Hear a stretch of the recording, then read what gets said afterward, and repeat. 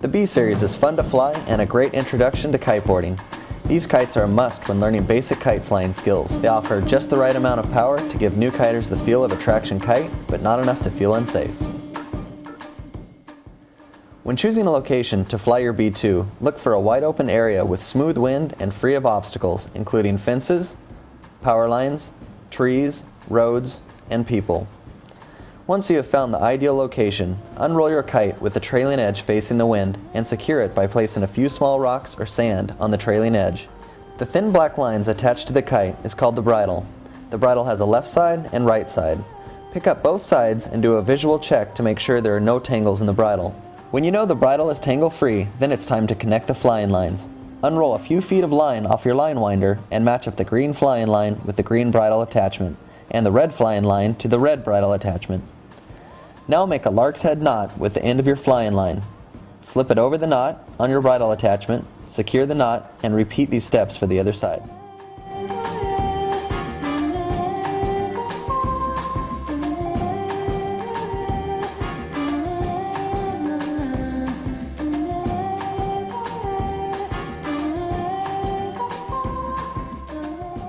Unroll the rest of your flying line while walking backwards, then attach your flying lines to the control bar leader lines, also using a lark's head knot.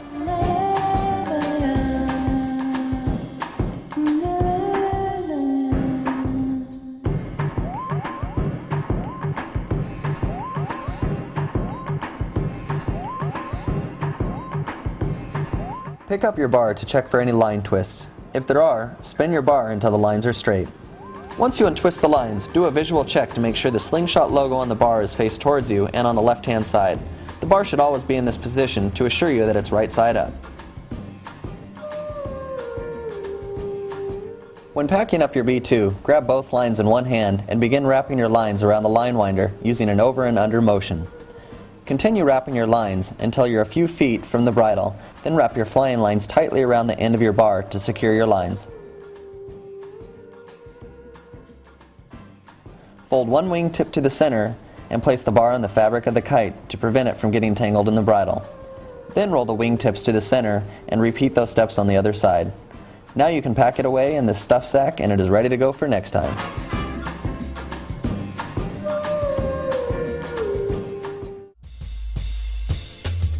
Now you're ready to fly the B2. First, find the wind direction to help identify the wind window. This is the zone your kite will fly in. Think of the wind window as a clock. Between 10 o'clock and 2 o'clock is the power zone, where the kite flies the fastest, and 12 o'clock is where you place the kite to launch directly downwind. Before launching, make sure there are no twists in your lines, and that your hands are shoulder width apart. Then give your partner a signal to launch your kite. Your arms should be extended with a slight bend in your elbows. Bring the kite straight up to the position known as neutral. Once you can safely control the kite in the neutral position, then make some small figure 8 turns. To turn the kite, pull in towards you on one side and hold the bar in that position until the kite begins to turn.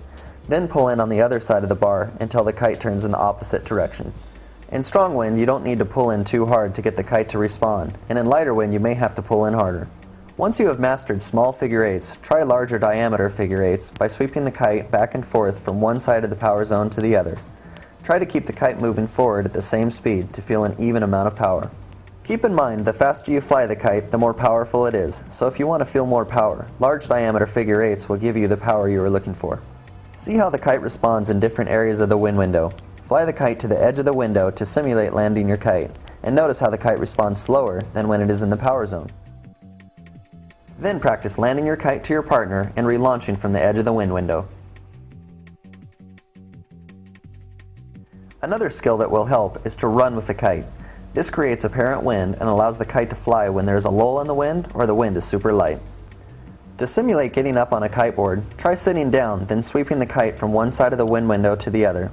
When you feel the kite has maximum power, raise up to your feet and continue your figure 8s. These are the same steps used when learning to kiteboard. There could be a situation when your lines are crossed, and that's okay, your kite will still fly. To untwist the lines, park your kite in neutral and spin yourself in the opposite direction. Or you can loop your kite until the lines are straight. If you are alone and need to self-launch your kite, place sand on the trailing edge of the kite to secure it. Walk back to your bar and pull it in to release the sand from your kite, and off it goes. To self-land the kite, steer it to the edge of the window until it hits the ground. If you steer it to the left side, pull in on the left flying line to completely depower the kite, then walk towards the kite while holding onto the line. Once you reach the kite, do a quick fold job, secure the kite, then walk back to the bar to wrap up the lines and pack it away.